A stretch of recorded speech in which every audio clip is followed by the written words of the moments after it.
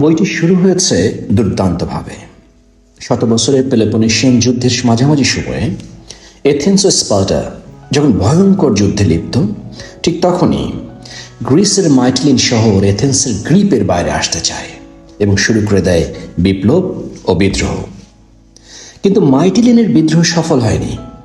Athens চারদিক থেকে মাইটিলিন শহরকে ঘেরাও করে এবং সকল বিদ্রোহীদের গ্রেপ্তার করে। এনশিয়েন্ট গ্রিক হিস্টোরিয়ান থুসিডিডাস তার হিস্ট্রি অফ পেলোপনেশিয়ান ওয়ার বইতে এই ইতিহাস তুলে ধরেন এবং সিদ্ধান্ত হয় মাইটিলিন শহরের সকল পুরুষদের শিরোচ্ছেদ করা হবে এবং মহিলা ও শিশুদেরকে দাস বানানোর সিদ্ধান্ত গৃহীত হয়।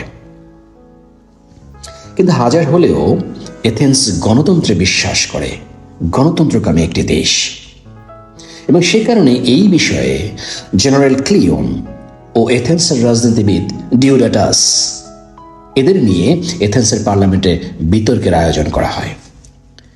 সেই বিতর্কে এথেন্সের দুর্ধর্ষ জেনারেল ক্লিওন, যাকে বলা হয় the most violent man of Athens, এবং তার বিপক্ষে পুর পলিটিশিয়ান ডিওডাটাসের যুক্তিতর্ক, আর্গুমেন্ট এবং সব কিছুর কাছে হেরে যান জেনারেল ক্লিওন এবং বেঁচে যান মাইটিলিনবাসীরা।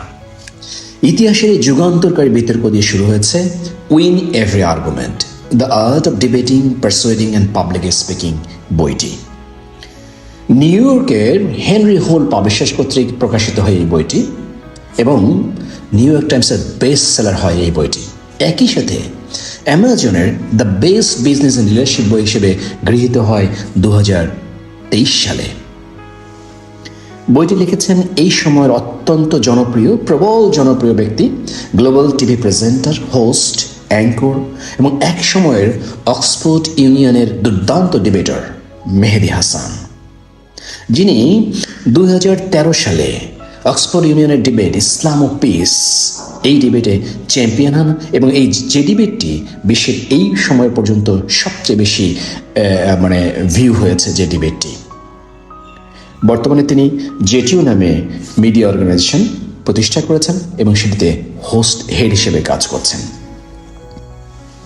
উইন এভরি আর্গুমেন্ট এই বইয়ে পৃথিবীর সব বিখ্যাত বক্তৃতা, বিখ্যাত মানুষদের কথা তিনি তুলে ধরেছেন। যেমন ধরুন উইনস্টন চার্চিলের we shall fight on the beaches, Martin Luther King জুনিয়রের যে I have a dream, Nelson ম্যান্ডেলার সেই রিভোনিয়া ট্রায়াল স্পিচ, আব্রাহাম লিঙ্কনের গেটিসবার্গ স্পিচ, একই সাথে বারাক ওবামার উই ক্যান উইন এই সব ডিবেটের তিনি চুলচেরা বিশ্লেষণ করেছেন এবং নানা দিক তিনি ব্যাখ্যা করেছেন। একই সাথে হাল আমলের বিখ্যাত সব ডিবেট এবং হোস্টিংয়ের কথা তুলে ধরেছেন মেহেদী হাসান।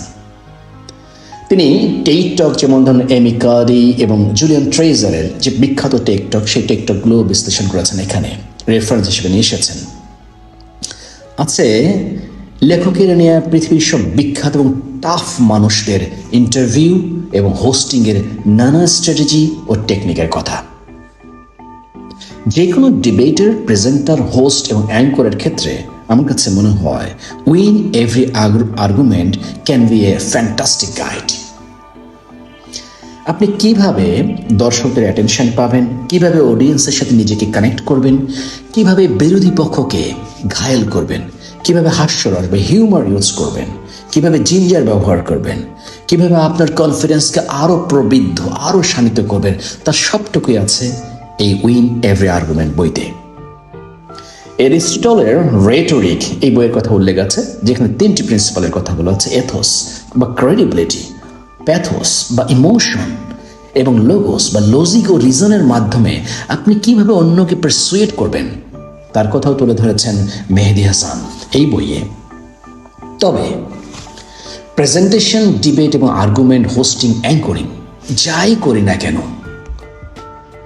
লেখকের মতে ক্রিটিক্যাল লিসেনিং, এমপ্যাথেটিক লিসেনিং, সাবটারিয়ান study, research, practice, homework and brainstorming এগুলো অত্যন্ত জরুরি, অত্যন্ত গুরুত্বপূর্ণ। ডিবেটিং, পারসুয়েডিং, হোস্টিং, অ্যাঙ্করিং এই সব ক্ষেত্রে লেখক মেহেদী হাসান দ্বিতীয় বিশ্বযুদ্ধের একটি বিখ্যাত পোস্টারের কথা আমাদেরকে মনে করে দিয়েছেন, যেটা হচ্ছে এই, keep calm and carry on. লেখক মেহেদী হাসান তার উইন এভরি আর্গুমেন্ট বইয়ে এই আলোচ্য বিষয়ের সকল দিক point by point, step by step আলোচনা করেছেন, ব্যাখ্যা করেছেন, ক্রিটিক্যালি এক্সপ্লেইন করেছেন। চমৎকার একটি নান্দনিক বই, নিঃসন্দেহে আমার কাছে মনে হচ্ছে very helpful book, very useful book, a must read book. Thank you for listening.